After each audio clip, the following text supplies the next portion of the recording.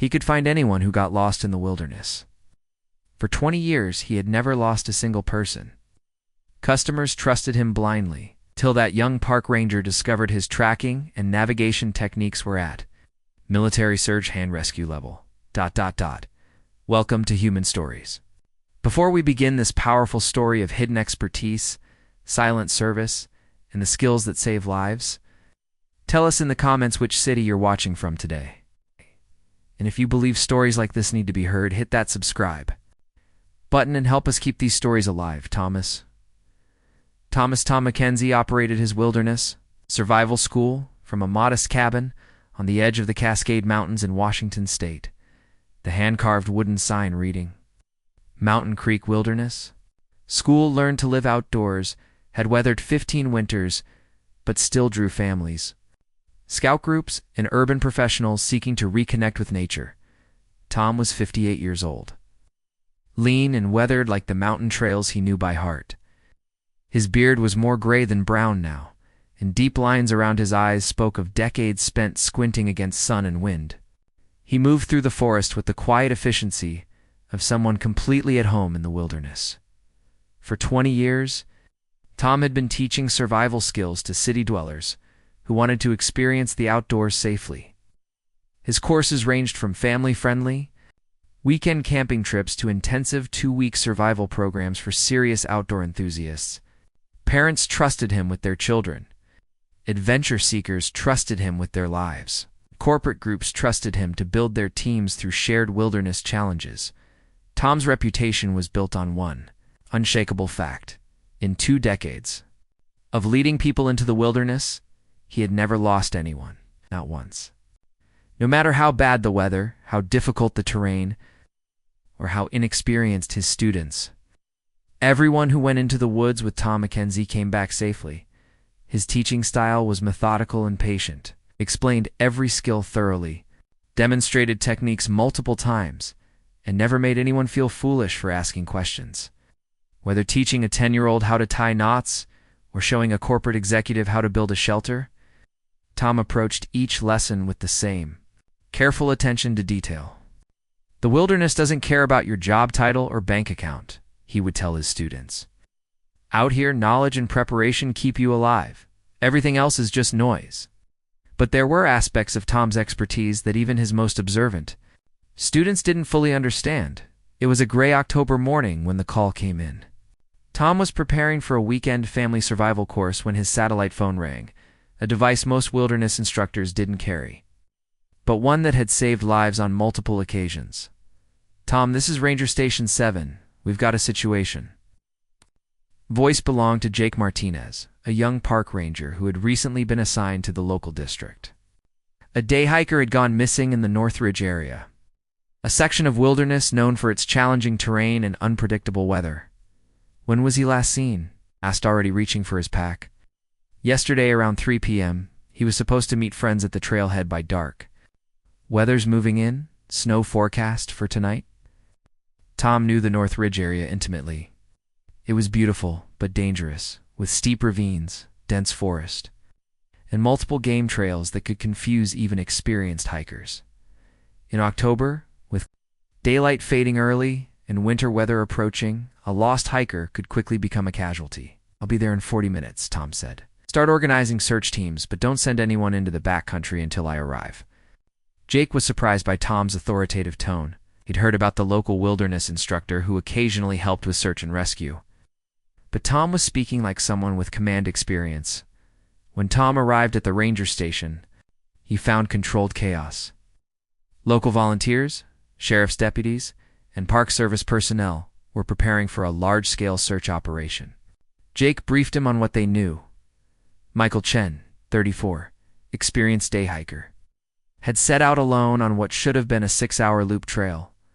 Tom studied the topographical map for less than 2 minutes before making his assessment. "He's not on the main trail," Tom said definitively. "If he were, someone would have found him by now. Either took a wrong turn here," he pointed to a spot on the map, "or here. Both led into difficult terrain. How can you be so sure?" Jake asked because people don't just disappear on well-marked trails. They disappear when they make navigation errors under stress. Tom's confidence was impressive, but Jake noticed something else: Tom's equipment. While other searchers carried standard hiking gear, Tom had specialized navigation tools, communications equipment, and what looked like military-grade survival gear. "Mr. McKenzie, what's your background in search and rescue?" Tom looked at Jake. For a moment, as if deciding how much to reveal, "I've done some search work over the years. Let's focus on finding Chen."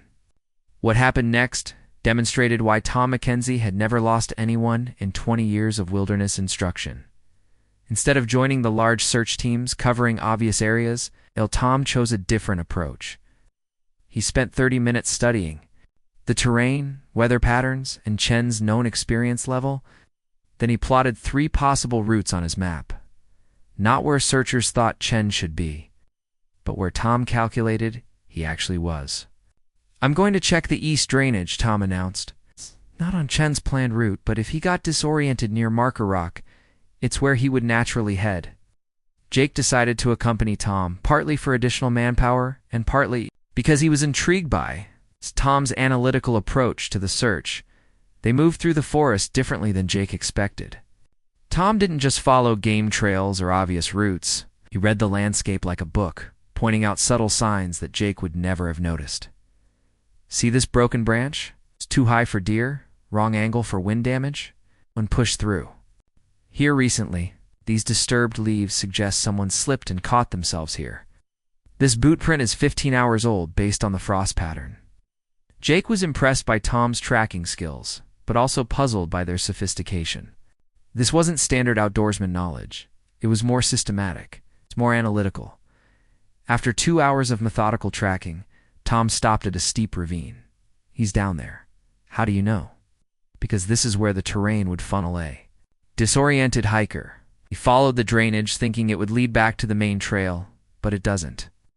"He's probably sheltered about half a mile downstream, waiting for rescue." Tom was right. They found Michael Chen exactly where Tom predicted. Cold and dehydrated but alive. He had taken a wrong turn, followed what seemed like a logical route, and ended up trapped in difficult terrain as darkness fell, as they helped Chen back to safety. Jake couldn't shake his curiosity about Tom's unusual expertise. 3 days later, Jake visited Tom's wilderness school during a family survival course. He watched Tom teach basic skills to suburban parents and their children, noting the same methodical approach he'd seen during the search, but Jake also noticed other details. Tom's equipment was far more sophisticated than necessary for civilian instruction. His communications setup included frequencies that weren't available to ordinary citizens, and his teaching methods, while patient and friendly, had an underlying precision that suggested formal training. After the course ended, Jake approached Tom privately. "Mr. McKenzie, I wanted to thank you again for your help finding Chen. Your tracking skills were incredible." "Just experience," Tom replied. "You spend enough time in the woods, you learn to read the signs." It seemed like more than experience. "The way you analyzed the terrain, predicted Chen's route, read those tracks. That was professional-level skill." Tom continued organizing his gear without responding. "I've been researching search and rescue techniques since our operation," Jake continued. "Your methods match advanced military tracking protocols. Where did you learn those skills?" Tom stopped what he was doing and looked at Jake directly. "Why is that important to you?" "Because I want to be better at my job. There are techniques that could help me save lives. I want to learn them." Tom studied the young ranger for a long moment. Jake seemed genuinely motivated by the desire to help people, not just curiosity. "Walk with me," Tom said finally. Asterisk. Tom led Jake away from the cabin to a quiet spot overlooking the valley. For several minutes they stood in comfortable silence, watching eagles circle above the tree line. "Staff Sergeant Thomas McKenzie, U.S. Army Rangers," Tom said quietly. "Search and rescue specialist. Retired 2005 after 22 years of service." Jake felt a chill that had nothing to do with the mountain air. "Army Rangers SERE instructor for the last 8 years of my service. Survival, evasion, resistance, escape. My job was teaching special operations personnel how to survive in hostile territory, evade capture, and conduct rescue operations. Everything clicked into place for Jake. Tom's systematic approach, his sophisticated equipment, his uncanny ability to predict human behavior in wilderness situations. It all made sense now. That's why you've never lost anyone, Jake said. SERE training isn't just about personal survival. It's about bringing people home. Whether they're downed pilots, lost soldiers, or missing hikers, the principles are the same. Tom explained that his civilian wilderness school was built on military search and rescue protocols, adapted for civilian use. Every technique he taught, every piece of equipment he used, every decision-making process he followed had been refined through decades of military experience in life-or-death situations. Why didn't you tell me this during the search? Because people react differently. When they know your military background, some lose confidence, thinking military methods are too harsh. Others expect miracles. I prefer to let the results speak for themselves. Jake found himself hungry for details about Tom's military experience. Tom was initially reluctant to share specifics, but Jake's genuine interest in improving his own rescue capabilities gradually drew out the story. I enlisted in 1983, straight out of high school. Always loved the outdoors, figured the Army would let me work outside instead of stuck in an office. Tom described his progression from basic infantry to Ranger training to specialized search and rescue operations. His natural aptitude for navigation and tracking had led to increasingly sophisticated assignments. In the Rangers, you learn that getting lost isn't just inconvenient, it's potentially fatal. We developed systematic approaches to navigation, tracking, and survival that left nothing to chance. What kind of operations did you do? Personnel recovery, primarily? When aircraft went down in hostile territory? When special operations teams needed extraction? When intelligence assets had to be evacuated? That was our job. Tom explained that SERE training went far beyond basic survival skills.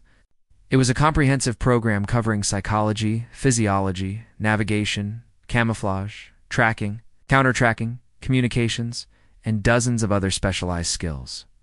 The most important thing we learned was systematic thinking under pressure. When someone's life depends on your decisions, you can't afford to guess or hope. You need proven methods and backup plans. Did you ever lose anyone during military operations? Tom's expression grew serious. Yes. And every loss taught us something that saved lives later. Military experience is written in blood, Jake. Every technique, every protocol, every piece of equipment exists because someone died when we didn't have it. Jake was fascinated by how Tom had adapted military techniques for civilian wilderness instruction. When I retired, I had to decide how to use my skills in civilian life. I could have become a government contractor, worked for private security companies, or taken various federal jobs. But I realized there was a need for high-quality, wilderness, survival training. Tom explained that most civilian survival instruction was inadequate for serious situations. Instructors taught basic skills but lacked the systematic approach necessary. For life-threatening emergencies, I saw an opportunity to bring military-level training to civilians, but in a way that was accessible and enjoyable rather than intimidating. How do you adapt military techniques for families and weekend campers? Same principles, different presentation. Instead of teaching camouflage for evading enemy forces, I teach it as wildlife photography techniques. Instead of teaching survival, psychology for POW situations, I teach it as maintaining morale during outdoor emergencies. Tom's genius was making advanced skills seem natural and non-threatening. His students learned sophisticated techniques without realizing they were receiving military-level training. The most important adaptation was learning to teach patience instead of urgency. Military training operates under time pressure because combat situations are time-critical. Civilian instruction needs to be thorough and confidence-building. 2 weeks after their conversation, Tom and Jake faced their most challenging search yet. The Morrison family, parents, and 2 young children, had failed to return from a day hike in the backcountry. Weather conditions were deteriorating rapidly. With a major storm system moving in, this is different from the Chen search, Tom told Jake as they prepared their equipment. Family groups behave differently than solo hikers. Parents make different decisions when children are involved. Tom's approach to the family search demonstrated the full sophistication of his military training.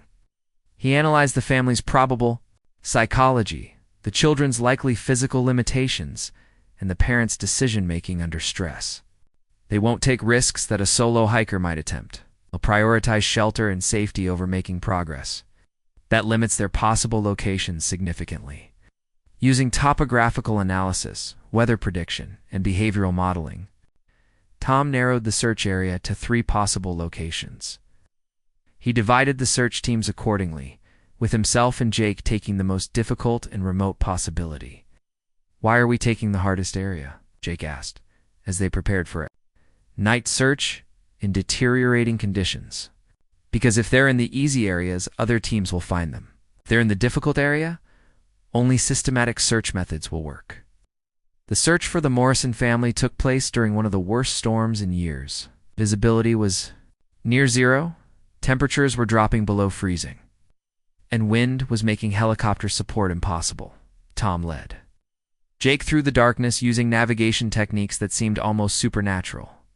He moved confidently through terrain that was barely visible, reading landscape features by touch and sound.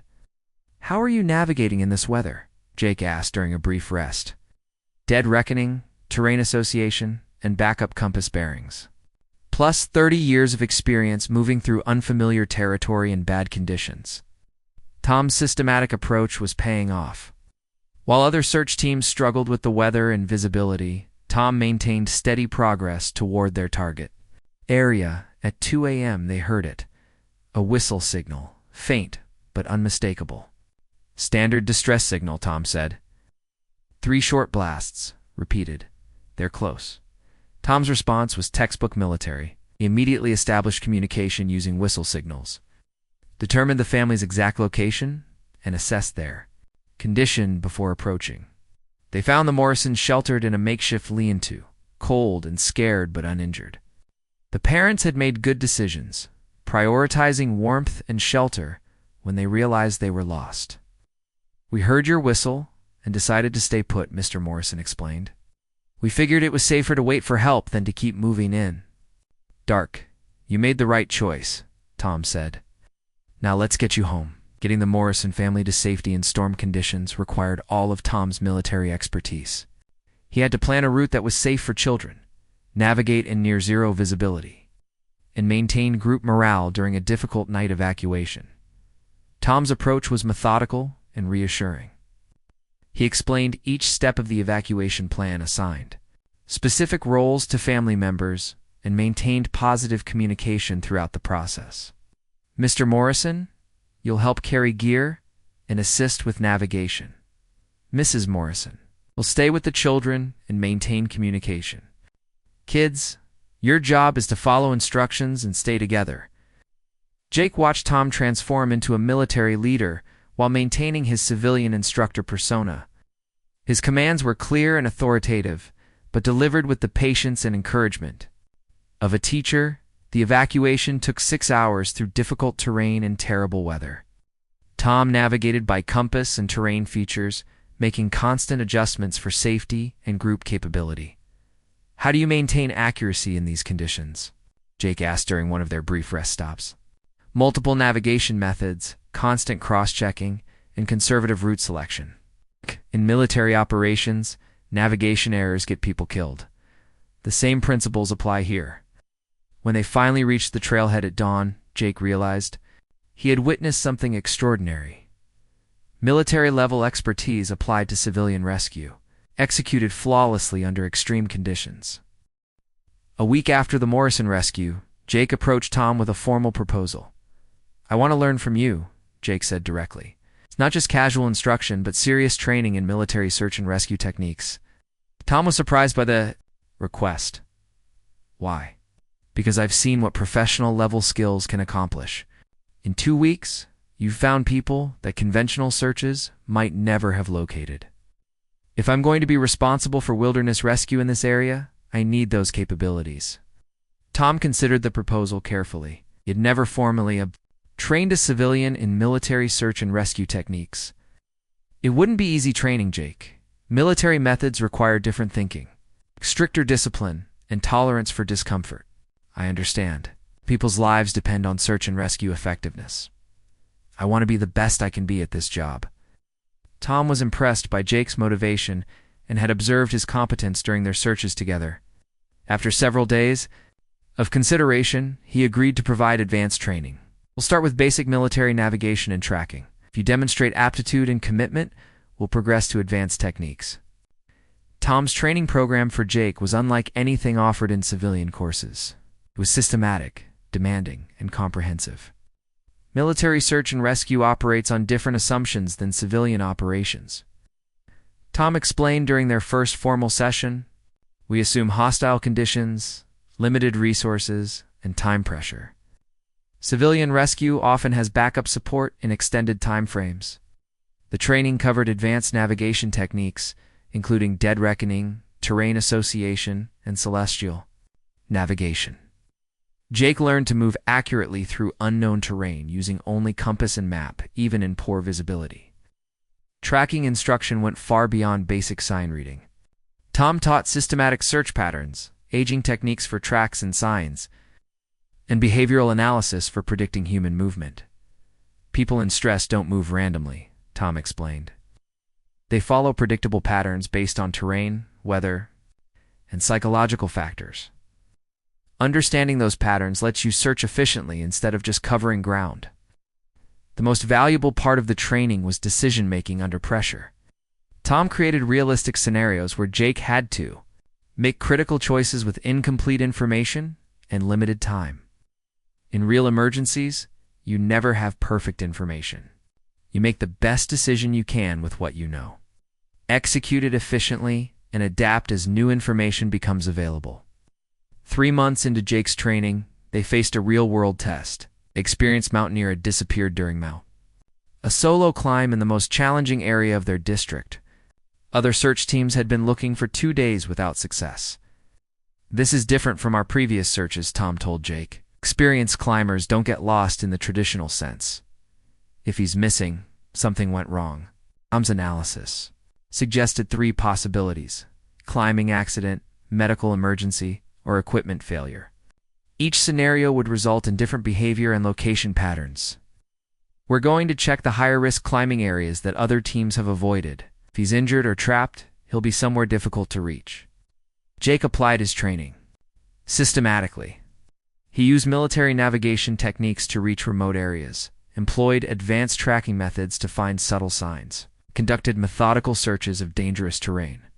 After 6 hours of systematic searching, Jake found evidence: a small piece of climbing gear caught on a rock face, indicating the mountaineer had fallen from above.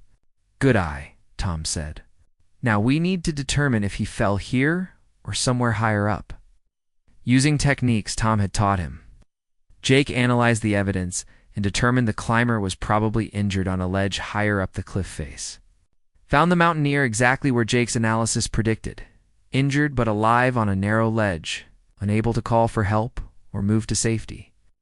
Rescuing an injured climber from a cliff face required technical skills beyond standard search and rescue training. Tom had to improvise a complex rope system using available equipment. "Military training teaches you to work with what you have," Tom explained as he rigged the rescue system.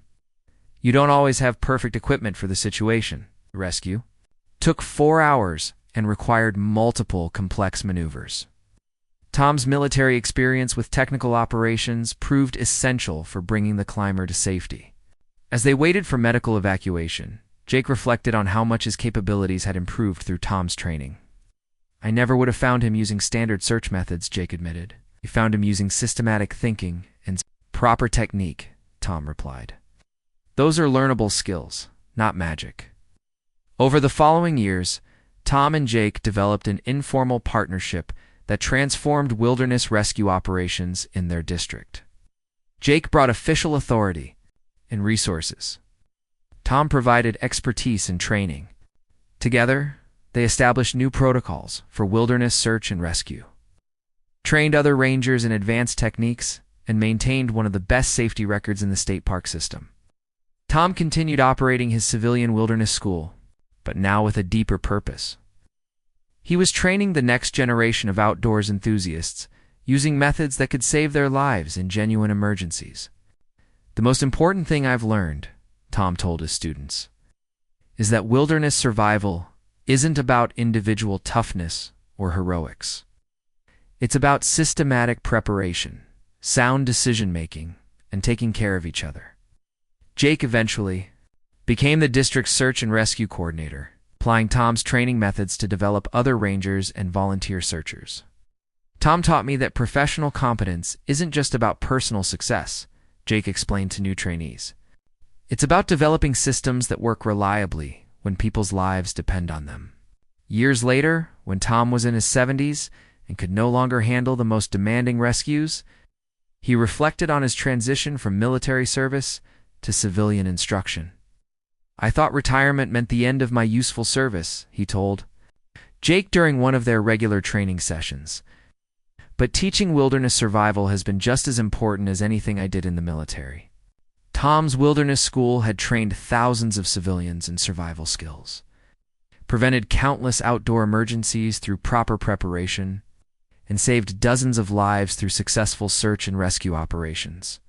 "The skills are the same whether you're rescuing downed pilots or lost hikers," Tom observed. "The mission is the same too. Bring everyone home safely."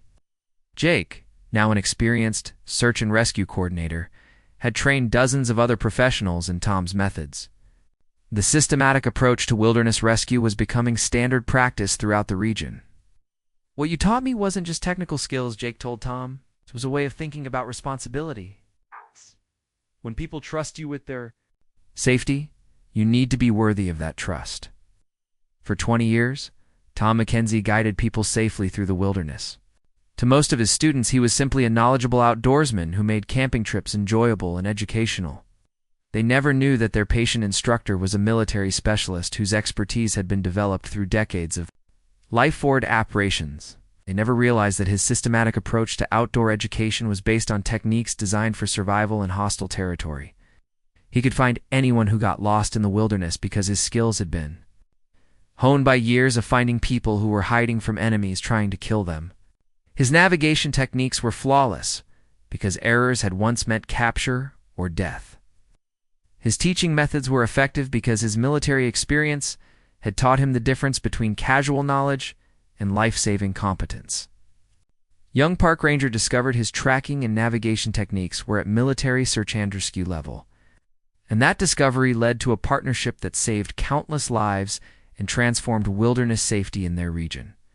Tom McKenzie never stopped serving his country. He simply changed uniforms, from military fatigues to hiking boots, from combat operations to civilian instruction, from bringing soldiers home to bringing families safely back from weekend camping trips.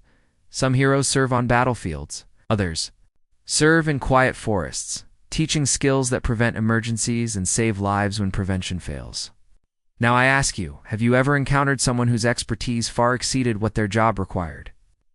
Someone whose background revealed itself through their competence rather than their credentials? Share their story in the comments. Here at Human Stories, we believe the most valuable service often happens quietly, one life at a time. If this story touched you, like it, share it, and don't forget to subscribe. Till we meet in the next story, and remember, the most important skills are often taught by those who learned them when failure meant everything.